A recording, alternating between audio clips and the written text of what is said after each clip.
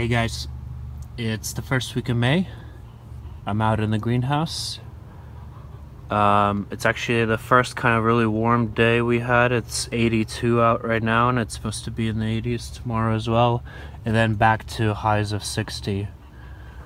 So we're taking a look at the potatoes here. They are Purple Vikings. Here are the one in the pot. You can see that this tuber here, the foliage died off for whatever reason. Maybe it'll come back. I'm not sure what's going on there. But probably starting them this kind of late. And when did we plant these? So March 22nd. Was a bit too late for the potato ones in the greenhouse. If we did it outside, it probably worked a bit better. They're still doing fine, but it kind of looks like they're getting some heat stress. And the ones in the ground are definitely catching up quickly. Same with the peas in the corner in there. Those are doing really well.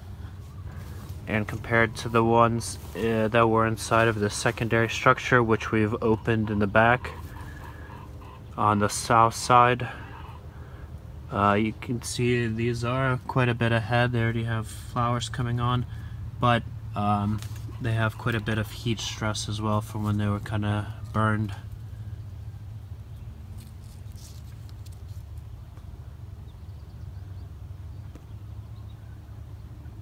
So pea is obviously kind of cool weather crop, so we're kind of late on this one. So, but it was just a fun experiment, and obviously they're leguminous, so they're always going to be improving your soil for you. Well, I should say that as long as you don't let them go to flower. If you get a legume like clover or pea or bean go to a flower, it uses pretty much most of the stored up nitrogen in the nodules. So if you grow those for a cover crop, make sure you terminate those before they flower. Alright, so here we have the Oregon lemon. That was put out on the 19th of February. And you can see what's going on here is that it's pretty much in full re-veg already. So it doesn't look like we're going to get any significant crop in the spring here this year, which is a lot different than we saw last year, where we did actually get legitimate, good sized colas forming. It's obviously different strains, and the weather this year has been a lot different. So last year we had kind of this warm spell in the 80s in March, and then it kind of stayed warm from that point on through the entire spring. So I guess you could say, in essence, we're almost 5-6 weeks behind this year as far as the weather is concerned. And so I don't know if that early heat spell kind of triggered the last year's crop to continue flowering and kind of heat stressed it a little bit, and told the plant, you need to get your seeds ready. Whereas this year it's been very, very slow, gradual warm up, almost like a degree or two a week. And after tomorrow it's supposed to again go back to the 60s. So yeah, and you can obviously see that all of these little curly bits coming out. And the calyxes themselves will eventually turn into those. That's what's going on in there. So there's a good bit of trichomes. Not sure if I'll wind up running any of this to extract, or just, give it a chop. And bring it closer to the ground, and that will also help with the re-veg. I found that the lower down nodes tend to revert a bit better, and I don't want to increase my height too much at this point. But the plant is doing great otherwise. It's very healthy. We're growing a really nice root system. Still haven't watered and actually haven't fed it anything at all this year. No fish or anything. So that's great. You can see the brassicas are still doing well. Those back two are bolting, so I might be cauliflower or broccoli or something. I didn't label these, but this one definitely looks like a cabbage. Planted some of the tomatoes into the ground already. So this is the Japanese black trifle, and you can see it's a potato leafed variety. So it has these larger lobed leaves for a tomato.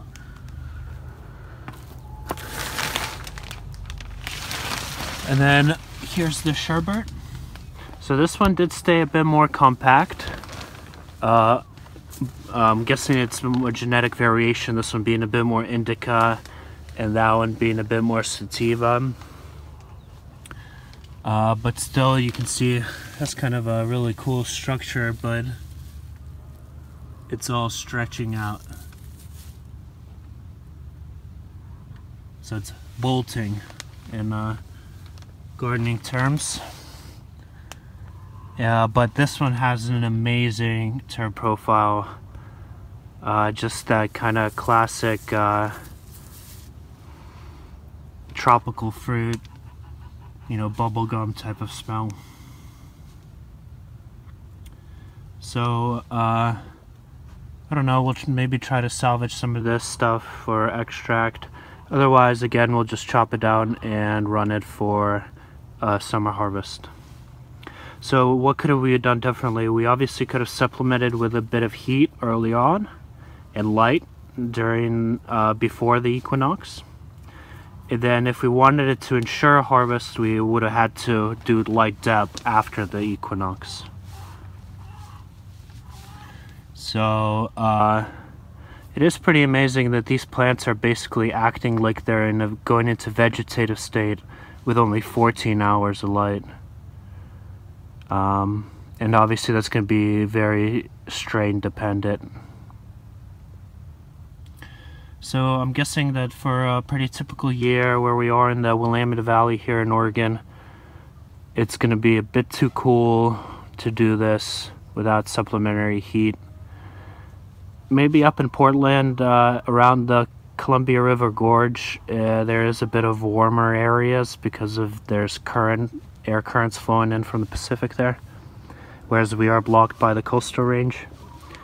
And places like Northern California, obviously Southern California, you should be able to do this no problem really. And there the day length will be also increasing less.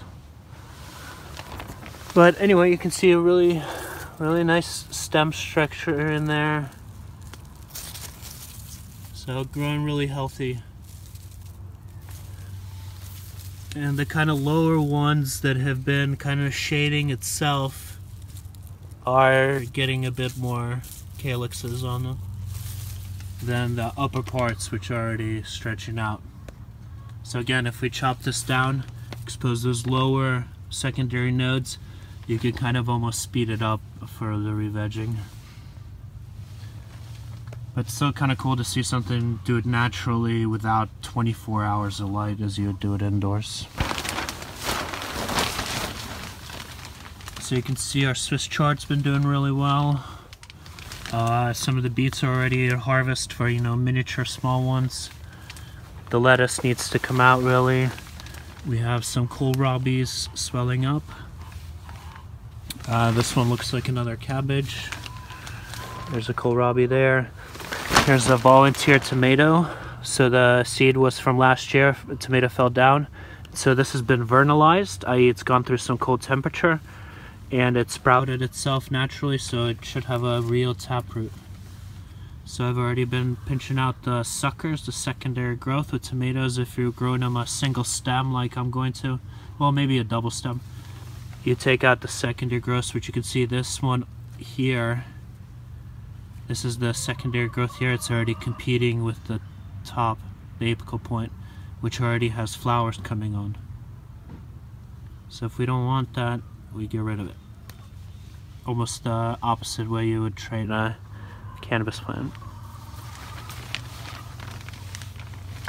You can see all this awesome dill we have growing as volunteers from last year. There's a volunteer Japanese black trifle. Again, I can tell that because that's the only potato leaf tomato variety that's been grown in here. those potatoes are doing really well as well, especially the ones in the ground. The pot, I think, is already getting a bit too hot.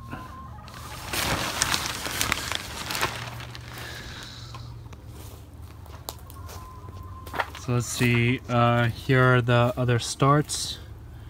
Tomatoes are pretty much ready to go out. I don't think I'm gonna pot them up again, so I'm gonna put them into the ground soon. Eggplants are doing really well. And peppers are a little behind that, but that's normally how it goes. Our little small citrus is doing really well as well. You can see all of this new growth here coming up.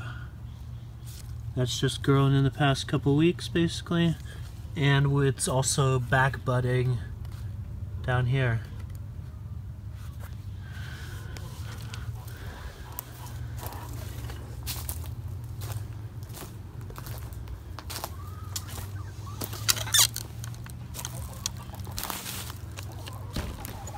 Chicken's been doing lots of good work.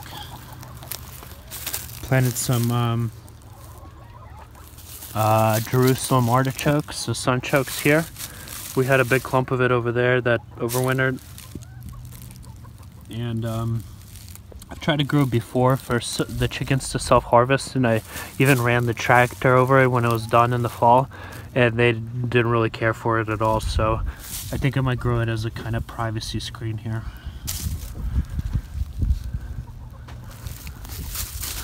You can see we have some nice asparagus shoots coming off of this crown here.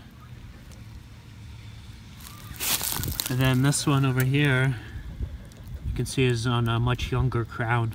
So it's quite a lot weaker, and so we won't be harvesting that, but we can probably take a couple of these.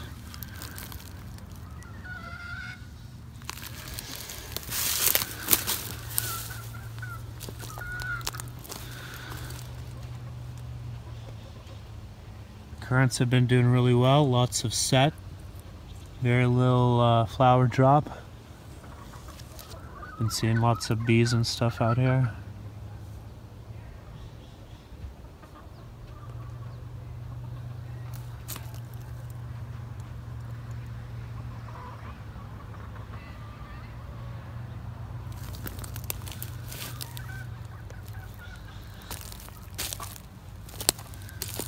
And these ever-bearing strawberries should be having a crop pretty soon.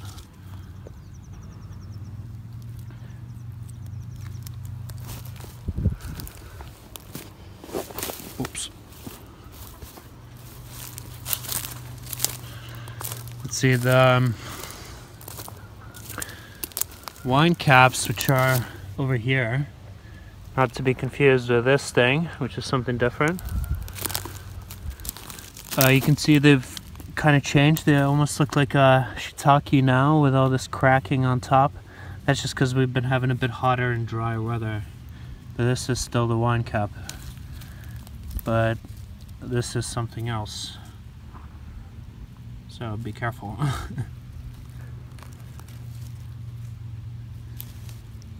I mean, by the gills, I think that's pretty obvious. Let's see, maybe there's some better ones on the northern side of this greenhouse.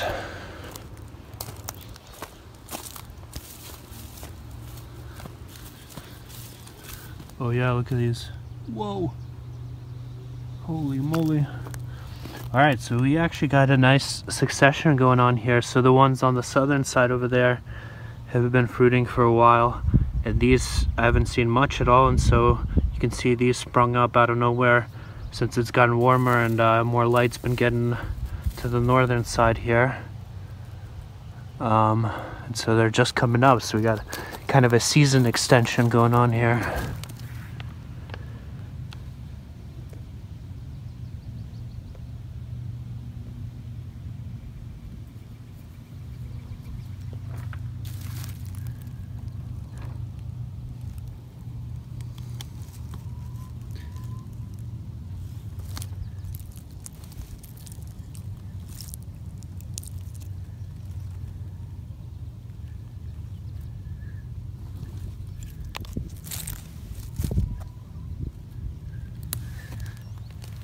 Okay, so still lots of buttons being produced.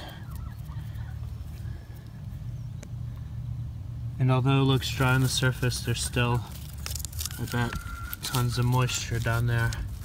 Yeah, that's completely saturated.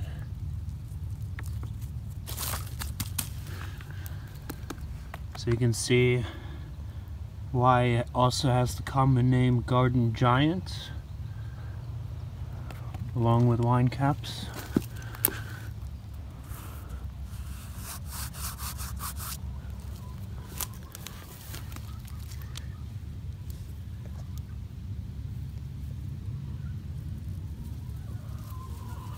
And there's some really nice ones there.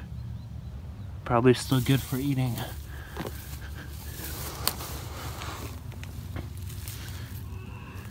Oh yeah. Wow, maybe not. You can see the holes going up here where the fungus gnats have probably gotten in. That's alright. We're already getting morels now anyway, so it's not a big deal. Alright guys, thanks for watching. We'll see you in the next one.